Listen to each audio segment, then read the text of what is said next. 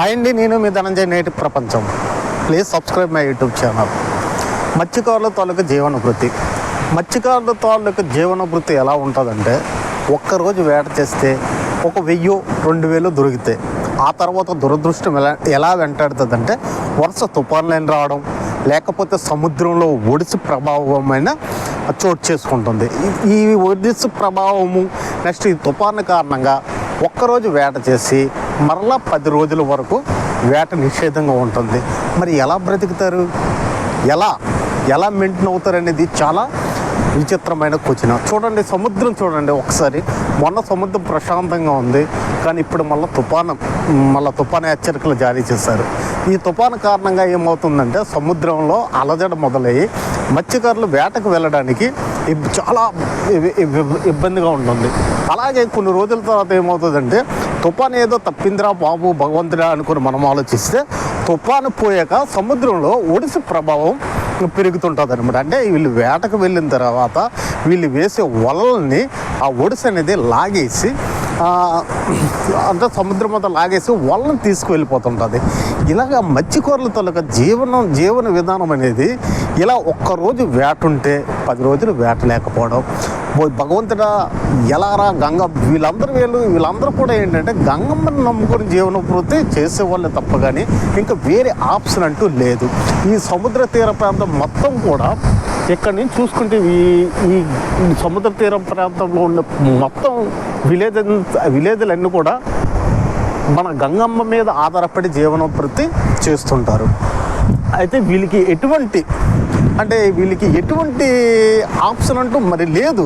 అంటే వీళ్ళు చిన్నప్పటి నుంచి కూడా వేటకు వెళ్ళడం, ఆ వచ్చే ఆదాయంతో ఎంతో కొంత ఆదాయంతో వీళ్ళు జీవనం సాగించడం అంతే తప్ప కానీ వేరే ఆప్షన్స్ లేవు. అయితే ఇంకో విషయం ఏంటంటే, భగవంతుడి దయ వల్ల వీళ్ళు పుట్టే జనరేషన్, అంటే ఇప్పుడు ప్రస్తుత జనరేషన్ అనేది వేరే ఆప్షన్ ఎంచుకున్నారు. కొంతమంది ఏంటంటే డిఫెన్స్లోటి, సిమెంట్స్లోటి, నెక్స్ట్ వేరే కంపెనీల్లో, నెక్స్ట్ అవుట్ ఆఫ్, అంటే వేరే ఆప్షన్ ఎంచుకున్నారు. ఎందుకంటే రోజు రోజుకు సముద్రంలో ఉన్న మత్స్య సంపద అనేది అంతరించిపోతుంది. కాబట్టి మరి బ్రతుకు తెరువు కోసం వేరే ఆప్షన్ అనేది, అంటే నేను పడుతున్న ఈ కష్టాలు అనేది నా బిడ్డలకు రాకూడదు అనే ఒక ఆలోచనతో ప్రతి మత్స్యకారుడు తన బిడ్డల్ని వేరే ఆప్షన్స్కి ఎంచుకొని సిమెంట్స్, నెక్స్ట్ డిఫెన్స్లోటు, అవుట్ ఆఫ్ వేరే కంట్రీ, నెక్స్ట్ వేరే రాష్ట్రం వెళ్ళేసి ఏదో విధంగా జీవనోపాధి చేస్తున్నారు. కానీ ఇక్కడ ప్రస్తుతానికి ఇప్పుడు ప్రస్తుతానికి ఏంటంటే, ఈ మత్స్యకారులకి గవర్నమెంట్ ఏదైనా ఒక సదుపాయాన్ని కల్పిస్తే వాళ్ళు ఇక్కడే ఉంటారు కదా. అంటే గవర్నమెంట్ అనేది ఏదైనా ఒక సదుపాయాన్ని కల్పిస్తే వాళ్ళు ఇక్కడే ఉంటారు. ఏదైనా జట్టీలో, మినీ జట్టీలో, లేకపోతే చిన్న చిన్న పోర్ట్లో పెడితే వాళ్ళు ఇక్కడే ఉంటారు. చాలామంది ఏం చేస్తున్నారంటే, ఈ తుఫాను కారణాలు ఈ ఒడిసి ప్రభావం వల్ల ఏం చేస్తున్నారంటే, ఇక్కడ వేట లేక బొంబాయి, గోవా వెళ్ళిపోతుంటారు. అక్కడ ఏంటంటే వల్ల పని చేసుకొని, కూలి పని చేసుకొని రోజుకి 700-800 సంపాదించుకొని బొంబాయి, గోవా వెళ్ళిపోతుంటారు. అక్కడికి వెళ్ళిపోయిన తర్వాత కొంతమంది అనారోగ్యంతో చనిపోతున్నారు. అనారోగ్యంతో చనిపోయిన తర్వాత అక్కడి నుంచి డెడ్ బాడీ తేడానికి కూడా చాలా ఇబ్బంది అవుతుంది. అంటే వీళ్ళే పేదవాళ్ళు, మరి అక్కడి నుంచి డెడ్ బాడీ తేవాలంటే ఎలా తేలేరు. ఒక్కోసారి అక్కడే ఖననం చేసేస్తుంటారు. అంటే ఇంటి వాళ్ళకి కనీసం తన భర్త, తన కొడుకు, ఎవరితో తాలూకా, అంటే డెడ్ బాడీ చనిపోయిన వ్యక్తి తాలూకా ముఖాన్ని కూడా చూడలేక ఇంటి దగ్గర ఉన్న ఆడవాళ్ళు చాలా ఏడుస్తుంటారు.